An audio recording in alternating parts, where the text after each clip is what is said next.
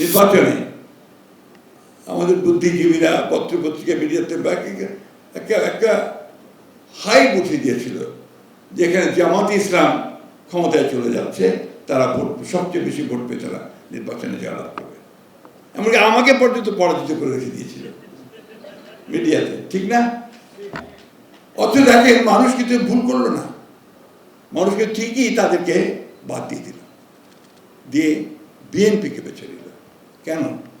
কারণ বিএনপি প্রতিনিধিত্ব করে একটা উদার গণতান্ত্রিক রাজনীতি। আমি সবসময় যে কথাটা বলি, জোর দিয়ে বলি, যে BNP is a party of liberal democracy. আমরা উদার গণতন্ত্রে বিশ্বাস করি, সেই উদার গণতন্ত্রকে আমরা প্রতিষ্ঠিত করতে চাই। আমরা এখানে অন্য কোনো বিভাজন সৃষ্টি করতে চাই না। বাংলাদেশ যে কারণে সৃষ্টি হয়েছে সে কারণেই আমরা আরো জোর দিয়ে আমরা সেই দেশকে প্রতিষ্ঠিত করতে চাই, কোনো বিভক্তি করে নয়। সমস্ত রাজনৈতিক চিন্তাগুলো একভাবে চিন্তা করতে দলগুলোকে নিয়ে তিনি প্রথমে ফ্রন্ট করেছেন, তারপরে জাগদল করেছেন, ফ্রন্ট করেছেন, তারপরে বিএনপি করেছেন।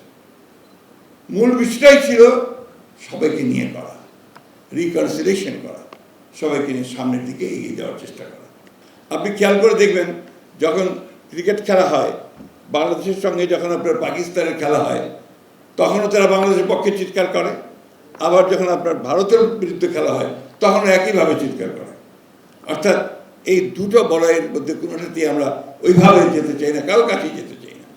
আমরা আমাদের মতো করে আমরা দাঁড়াতে চাই, উঠে দাঁড়াতে চাই, সেটাই আমরা চাই। জিয়াউর রহমান বাংলাদেশের স্বাধীনতার সার্বভৌমত্ব, তার অস্তিত্ব যে একাকার হয়ে গিয়েছিল, আতঙ্কিত হয়ে উঠেছিল যে জিয়াউর রহমানের পরে সেটা থাকবে কিনা। আল্লাহর অশেষ রহমত, আমি বলবো বাংলাদেশের মানুষ কখনো সেখান থেকে সরে যায়নি। তারা বাংলাদেশকে হেফাজত করার জন্য সব সময় উঠে দাঁড়িয়েছে।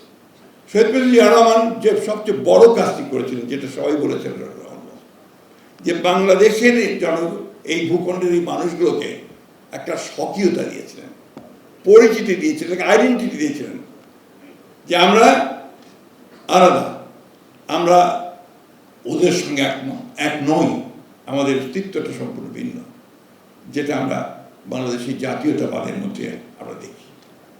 খবরের কাগজ, নিখাদ, নির্ভীক, নিরপেক্ষ।